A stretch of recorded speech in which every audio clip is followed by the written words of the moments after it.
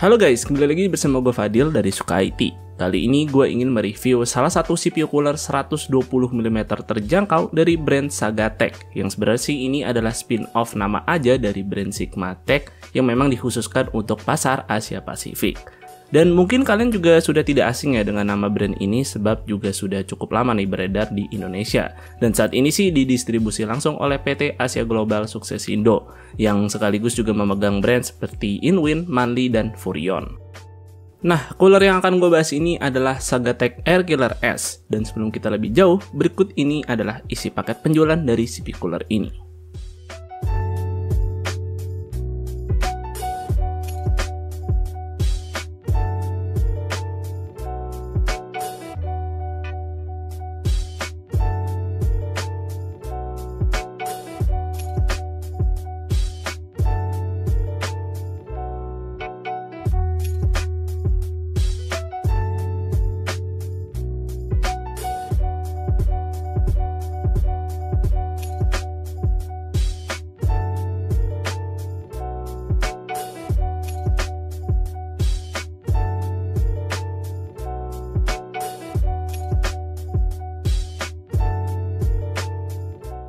Secara desain sih menurut gue cukup menarik ya, dan gue memang demen sama CPU cooler yang heatsinknya diberi top cover seperti ini, serta juga diberi finishing full hitam nih sampai ke heatsink-heatsinknya.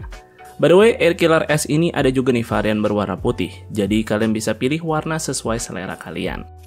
Nah, untuk fan-nya di sini memiliki speed hingga 1800 rpm dengan tipe bearing hydraulic yang memang cukup wajar ya ditemukan pada CPU cooler terjangkau seperti ini.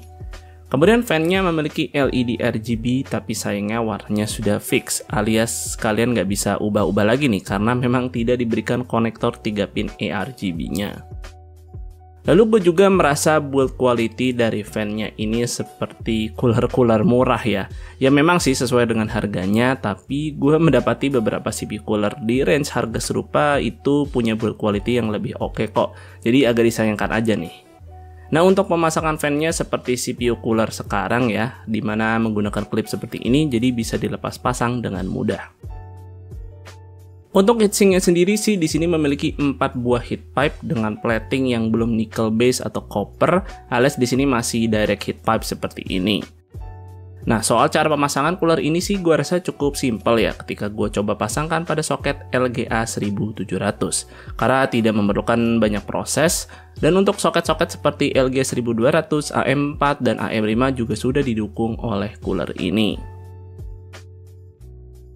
Lalu untuk RAM clearance-nya juga cukup baik di sini, jadi aman nih kalau kalian mau pasang 4 keping RAM, tapi dengan catatan dimensi RAM-nya juga harus low profile.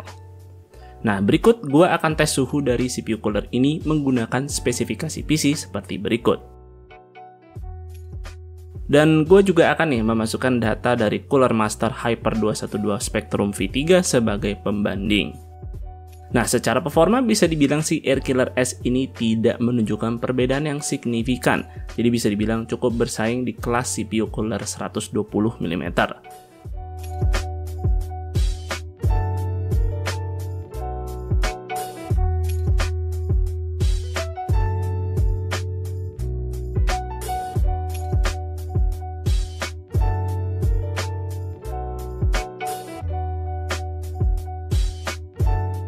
Dan RPM-nya tercatat bisa mendapatkan average di atas spesifikasi fan-nya. Kemudian berikut tes stability menggunakan Cinebench R23 loop selama 10 menit. Oke, bisa dikatakan sih Sagatech Airkiller S ini secara performa cukup bersaing di kelas CPU cooler 120mm terjangkau. Namun untuk harga yang dipatok sayangnya menurut gue masih kurang kompetitif nih. Bahkan CPU cooler yang tadi gue pakai sebagai pembanding itu punya harga jual lebih terjangkau. Dan gue tidak menemukan sih alasan apa yang membuat Sagatech Airkiller S ini dijual lebih tinggi dibanding kompetitornya, karena secara build quality dan fitur gue rasa banyak ya CPU cooler 120mm sekarang yang menawarkan hal yang lebih baik di harga yang lebih terjangkau. Jadi mungkin masukan aja sih buat Sagatech supaya harganya dibuat lagi lebih kompetitif, sebab secara performa gue rasa ini cooler udah bisa bersaing. Dan mungkin segitu dulu untuk videonya kali ini, semoga video ini bermanfaat buat kalian. Jika kalian berkenan, like dan share video ini, dan jangan lupa subscribe channel gue jika kalian nggak mau ketinggalan kontennya. Dan jangan lupa juga follow Sukaiti di Instagram dengan nama @suka_it. Gue Fadil dari Sukaiti pamit undur diri. See you on the next video.